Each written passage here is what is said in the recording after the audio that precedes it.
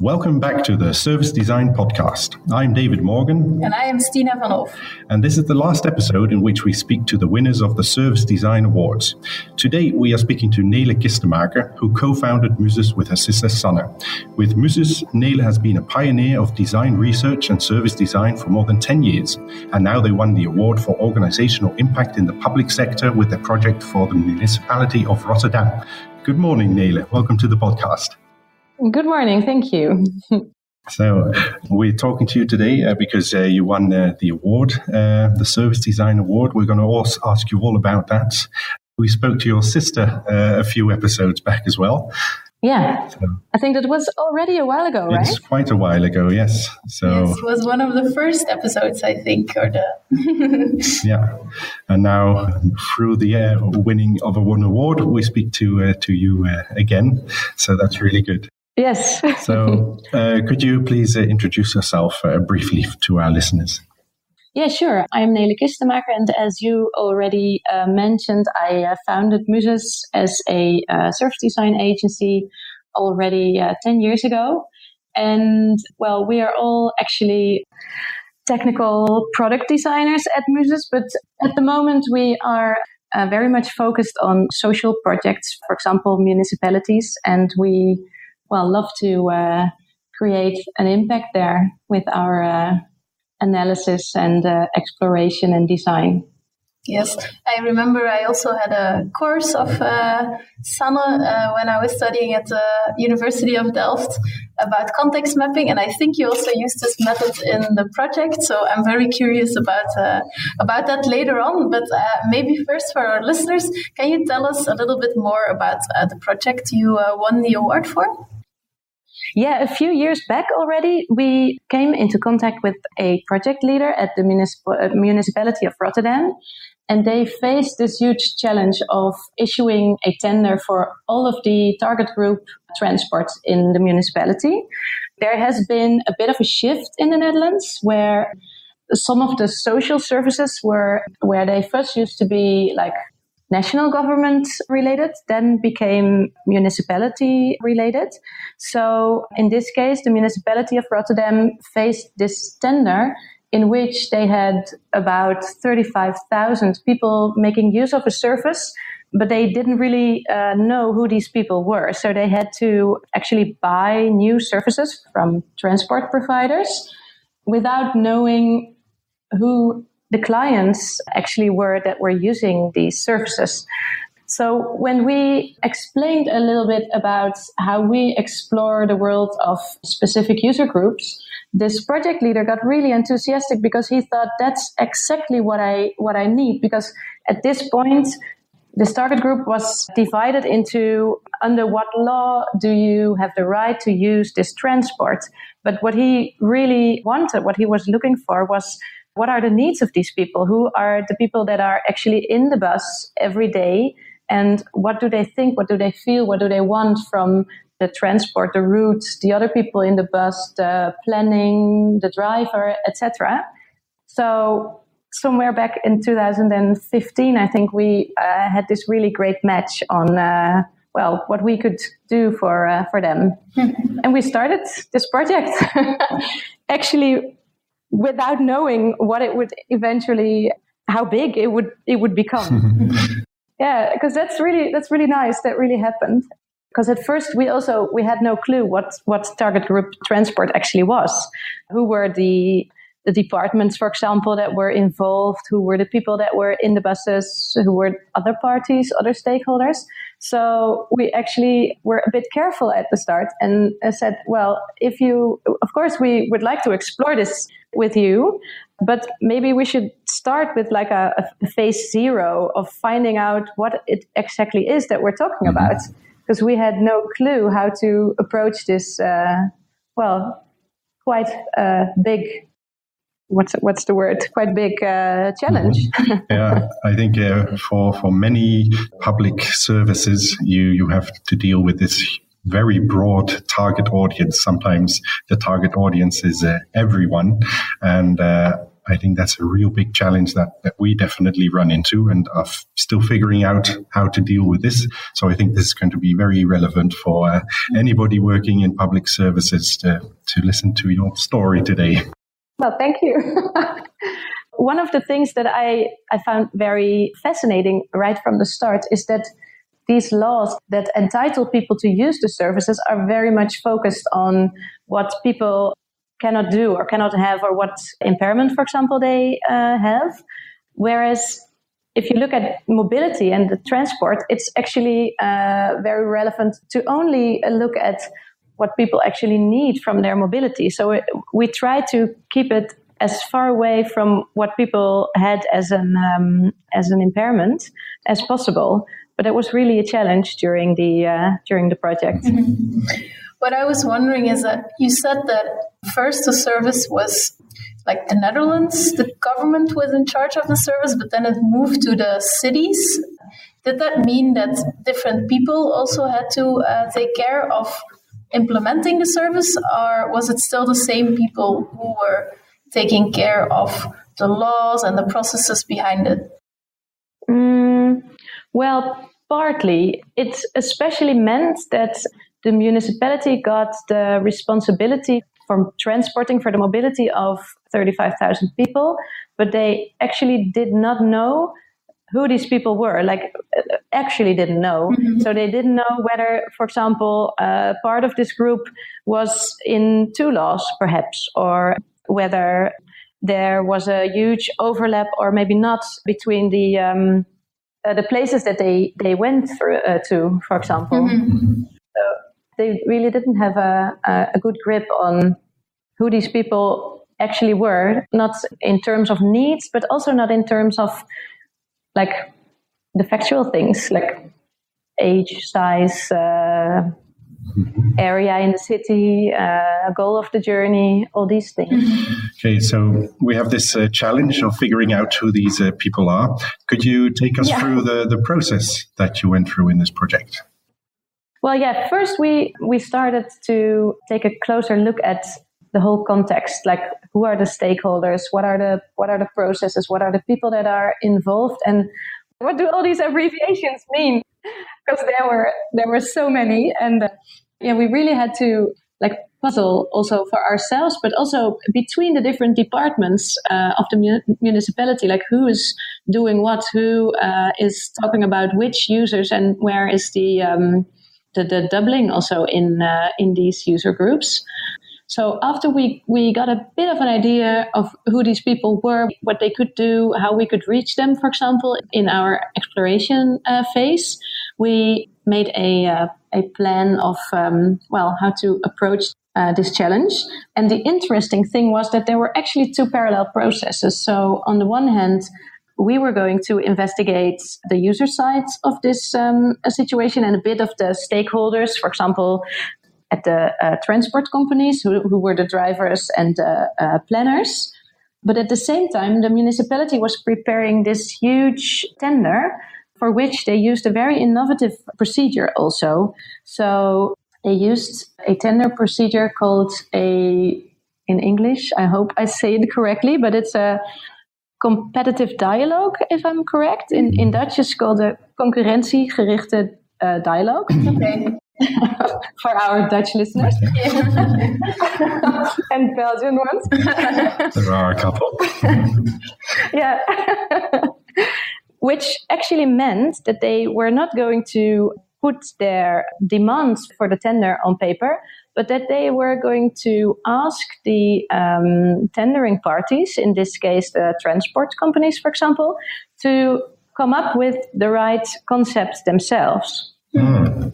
So while we were doing the research, they were preparing this whole process, and eventually we came to this big finale where we had a good grip on what the mobility needs of these 35,000 people were, and then translated this into personas and customer journeys that actually became the base of the tender. So what the municipality then did is putting the tender out in the market, saying, okay, these 4 personas are our clients. These represent or summarize the needs of the people that you as transport companies are going to move from A to B. Now you as transport companies, with all your expertise in planning and in wheels and in moving people, please tell us what your perfect concept for these people would be. Wow, that's really interesting. And yeah, it's really, really interesting. Yes. Yeah, I thought so too. I never found a tender like that in Belgium. I think it's really nice to include the users already in the assignment, because of course it's about them, but often when we have tenders in Belgium, it's like they will judge you on price and on process, but not really on what value it would offer to the users. Yeah, that's true. And actually in this type of tendering, you could still, of course, use price as one of the principles for judging the concepts. Mm-hmm. But in this case, the municipality really chose to let the user needs be the most important determining thing of the quality. So what they also did, and that's not necessarily part of this kind of tendering, but I think it's a very valuable addition in this case, is they said, we don't know what it would cost, but we do know that we spent a certain budget on it now, and it goes like reasonably well. So let's say we keep the budget the same and then ask for the best concept within this budget. Mm-hmm. So also the transport companies got this total freedom of, proposing the true best concept in their opinion. Mm-hmm. They also had to really work hard on their concept, and because they had, of course, some other parties that were competing and behind their own closed doors creating their best concept. So it was a really, really valuable process that we all went through. Oh, definitely.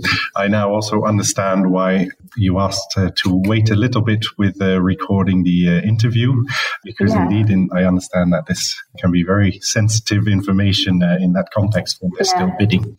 But it's a really nice forward-thinking way of doing tendering.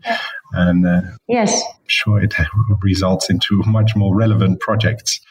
I think one slightly similar experience we sometimes have here is that there's a tender just to design, for instance, a website, and then there's a separate tender to build it. So they've at least split those two parts up, the design and the building. I think that also already makes a lot of sense. But this situation sounds really great. Mm-hmm. Yeah. And were you able to see some of the concepts of the transport companies? Yes, because part of this tendering procedure is that you have this dialogue, of course. So it started with giving the parties that were interested in the assignment the personas and, of course, some other material. And then over the course of 10 conversations with all parties, which were 3, the concepts got shape, and we were part of the team actually on the municipality side. So what they did is they had the conversation table every 3 weeks with all 3 parties. And then on the side of the transport companies, they had like a small audience of people who could give them advice. And the municipality had the same. So we were in their board of advisors, so to say. But also, for example, people from the client associations were there. Also, people working at the municipalities at certain departments were there. So there were all kinds of people who were listening to the presentations of the transport companies, who were then presenting, part of their concepts or the next step of their concept creation. And then after a few hours, we would advise the municipality on our side to, ask some more questions about this, or how do they plan to solve this aspect, for example, or how do they plan to meet this specific need. Yeah, so it was a very interactive process in which we saw a lot of the different concepts, actually. Mm-hmm. Yeah, so it was even co-creating the actual assignments together with the providers, which I think is very interesting, because often you have this one-way communication and like one chance to offer the right proposal, and often I don't think that results in the most qualitative party that is going to take the project further.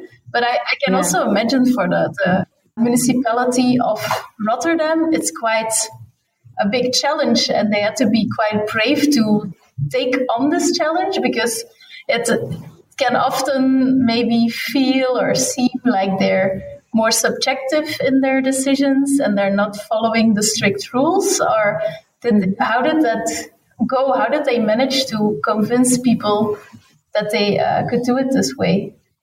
Yeah, well, I think most important was the will of the project leader to do it this way and to do it right. Mm-hmm. So he had this huge drive of putting the clients first, so aiming at the best result for the people who are actually using the transport facilities. So I think that's what really made this project. And also, I mean, now, well, our name is on this award, but actually maybe the team at the municipality is the one who really won, because they pulled it off, and it took a lot of time, effort, trouble also, but it went really well. How did you manage to bring across the needs of the people? Because I can imagine it's quite a difficult, very diverse group. And how could you communicate to the people? What were actually the needs that they were facing? Well, we started doing that actually really together with the team at the municipality, because at that point we didn't really know how the tendering process would take place. So we had no idea at that point that we would, for example, also be in this room with the transport companies at that dialogue point. So one of the first things that we did was also co-creating the exploration phase and taking people from the team also to the clients to do the interviews together, to analyze all the results together, to propose, for example, how to divide the target group roughly, but then segmentation, that's the word that I was looking for. Yeah. But then really go through the data again together with the team, look at it from all sorts of perspectives to find the right segmentation to do just to the client needs, but also to make sure that it was divided in such a way and presented in such a way and named, for example, in such a way that it would work for the municipality side and for the transport companies as well. So we also really checked that once we had created our first persona set. We checked it with different people at the municipality, with different people at transport companies, but especially also with the target group to see, do we miss anything? Are there any things that we now did not come across? Because, well, as you know, we do not work with huge numbers in terms of speaking to people in the exploration phase. And we did speak to quite a lot of people. I think we interviewed like 30 to 40. Mm-hmm. And then we also had a lot of postcards that we spread throughout the city of Rotterdam to get a bit of a feel for, do we cover every aspect of people's journeys and people's goals? But then these again were about journeys and goals, and were not so much about the handicaps, for example, that people have. So once we had this first rough set of personas, we checked it with the clients themselves, and then we found out that we did not emphasize the people who had a hearing problem enough. So then we, again, added some details about what people with a hearing impairment specifically need or miss or have to have when they are using these transport services. Mm-hmm. So that was one way we checked that. And then that really helped to get it across, not only, well, to make sure that we covered everything, but also to make sure everyone was involved in these needs and involved in the results and could also easily explain what the content of these personas was to, for example, the transport companies. Mm-hmm. Yeah. I think I even remember while I was working at Muzus that we were making the postcards, but I don't remember. Yeah. I don't remember what questions were actually on the cards. What was it that you? What questions did you ask those people? On the postcards, we actually asked only two main things. On the one hand, what is an aspect that really makes your journey, like what makes your journey into a success? And on the other hand, what is the thing that really ruins your journey or your day, or is there anything you could say about that? And then we ask some extra questions about where do you go to, who are you, and what kind of aspects does your journey have? So more like the factual things. So we could see what kind of stories would sort of end up on what kind of factual characteristics of the target group. And that gave us a first hunch of where to, go to, what to look for, what to talk about in the actual context mapping interviews that we did later on. I have another very practical question about these postcards. So I understand you sent about 2,500 out. How did you decide where to send these? Well, we didn't actually send them. We put them at strategic places. So we put them, for example, in the buses. We put them at the counter of an elderly home. We put them at schools where the buses would go to, like the schools for children with some kind of handicap, for example. Mm-hmm. We also shared them with some people at the municipality so they could hand them out to people who were coming, for example, to their counters. So we selected from our stakeholder analysis all sorts of spots where we could put the postcards so that we could have a really wide variety of people filling them out. Mm-hmm. And then sending them back to the municipality and to us. Mm-hmm. And what percentage actually sent it back? Well, we got about 250 cards back, so that's about 10%. Yeah, that's not bad. Not bad at all, I think. No, that's true. Yeah, we were also quite happy with that. Right. It also really helped if you, like your previous question about how did you make sure that everyone was involved and the results got distributed well. Mm-hmm. The number of postcards that we got back also helped to get a bit of a quantitative feel to what we were doing there. Mm-hmm. Mm-hmm. Yeah. So in which phase of this project are you now? What is happening at the moment? No, because a lot is going on actually at the moment. Once we finished this, the awarded project for the municipality of Rotterdam, there was a lot of interest from Amsterdam to look at their target group transport as well, not only towards us, but also towards the team at the municipality of Rotterdam, because they had so much experience in going through a very different, very innovative tendering process.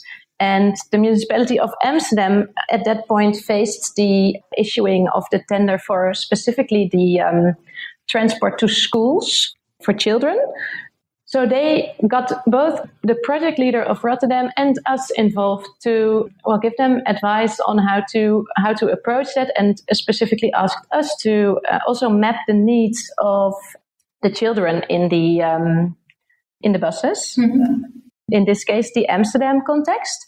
And it was very relevant also to us because something that was actually lacking in the Rotterdam project is that we created this spectrum of mobility needs, and in the high right corner where there's people who have a very high need of punctuality and have a very severe vulnerability, there are especially these kids because they are still minors and they need a lot of support and still need to practice how to handle their impairments, for example. So it's a very specific group from which we already saw that there was actually more exploration needed, not only on the children's side, but also on the side of their parents or the people who were taking care of them. Mm-hmm. So what we then could do in Amsterdam is fully explore that.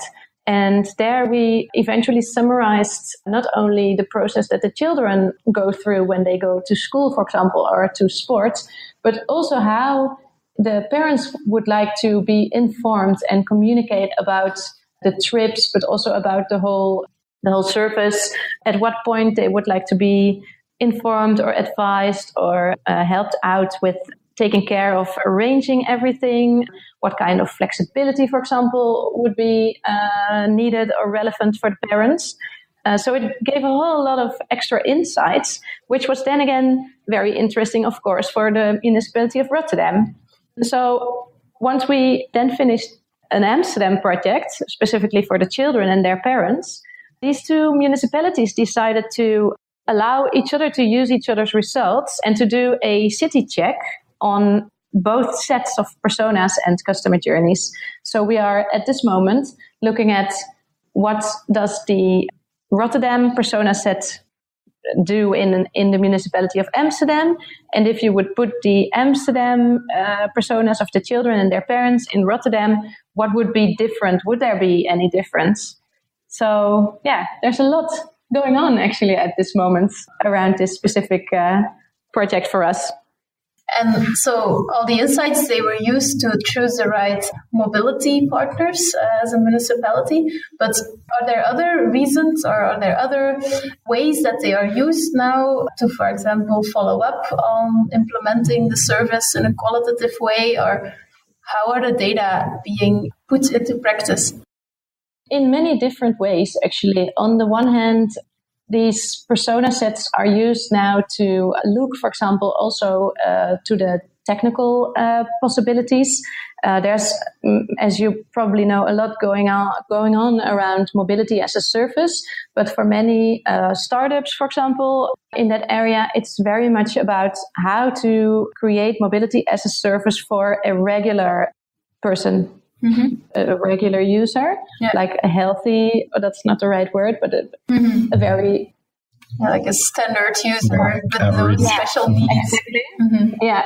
Yeah, because that's already difficult enough for them because it's a technical issue on the startup side.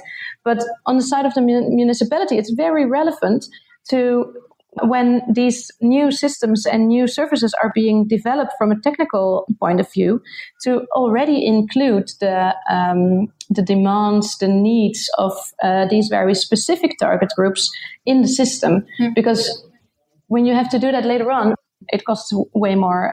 Well, it's not as efficient. Yeah. So at this point, they are also using our personas and customer journeys to take a good look at how can we make, for example, mobility as a service more inclusive.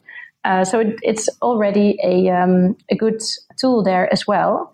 But also, for example, at the municipality of Amsterdam at this moment, this target group transport to schools is being granted to a specific party.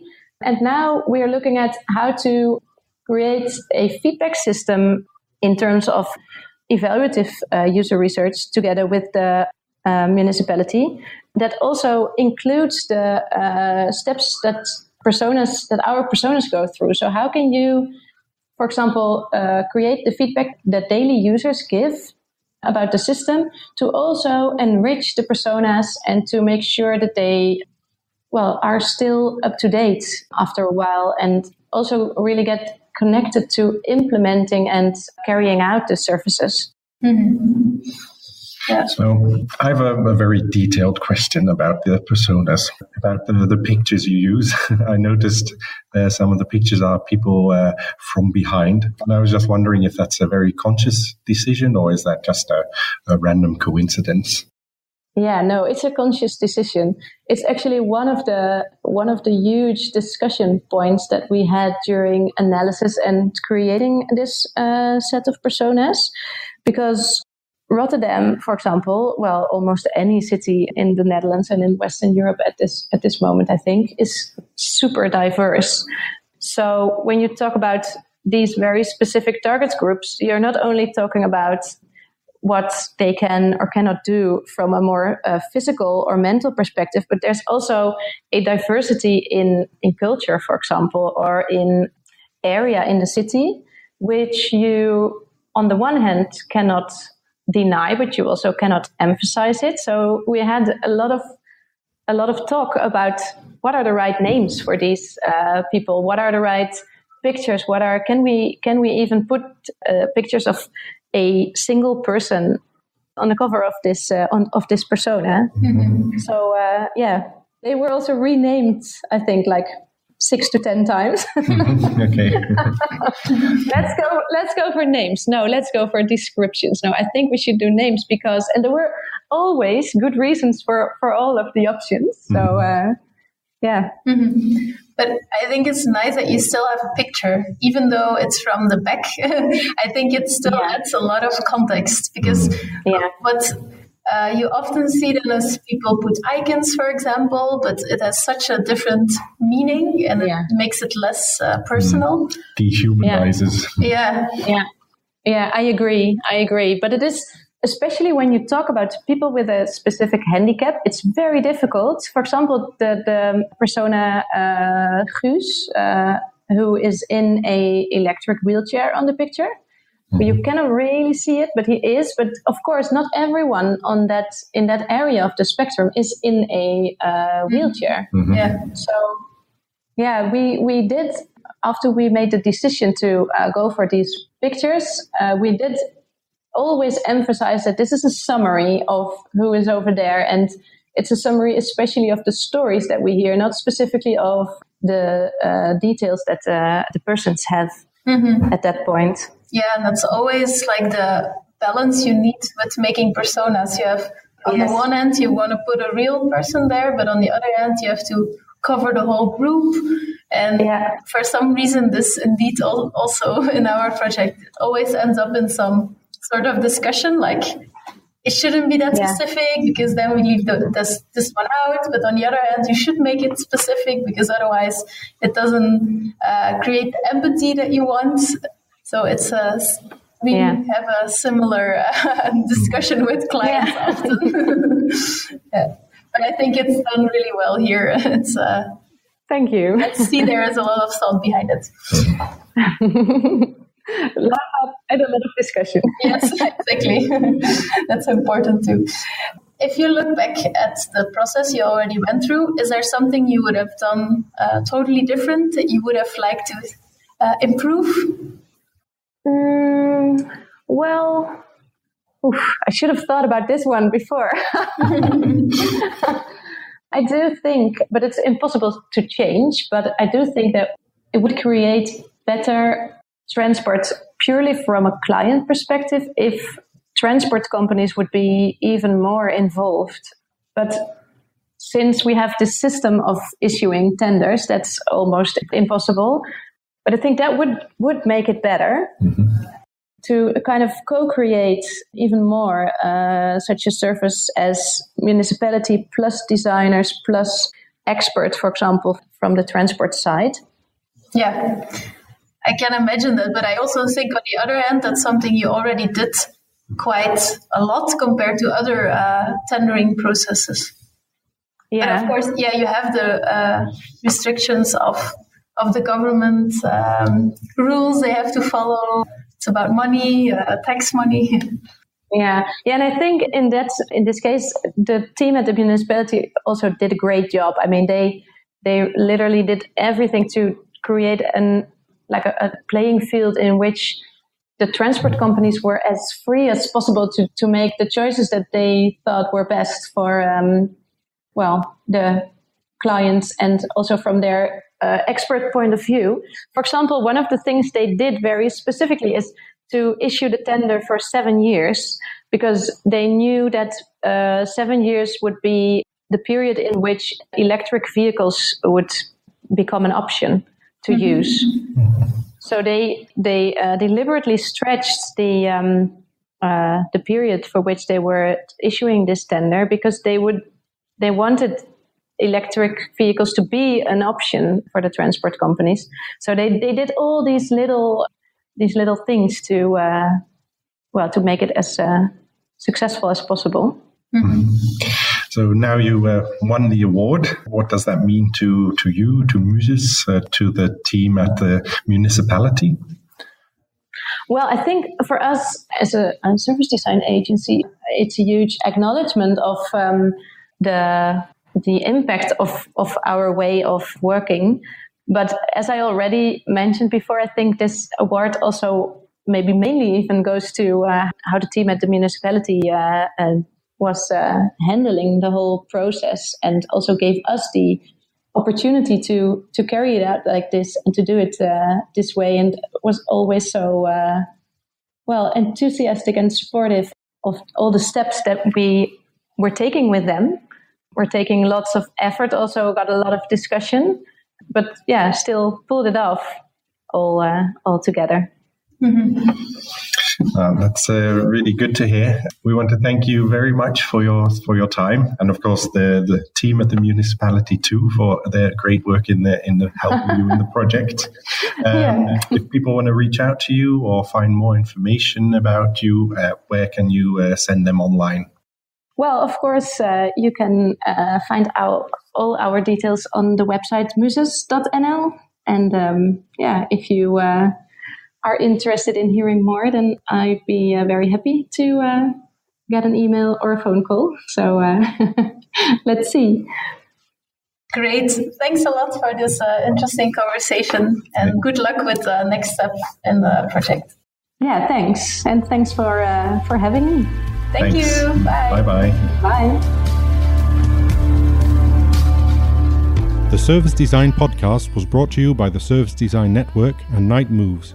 For more information, previous episodes, or to join the conversation, please visit servicedesignpodcast.com. For more information about the Service Design Network, visit service-design-network.org, and for Night Moves, visit nightmoves.be. If you enjoyed this episode, please consider subscribing to this podcast. The intro and outro music is from If the Stars Grow Dim Tonight by Hydrogen Sea featuring I Will, I Swear. Until next time.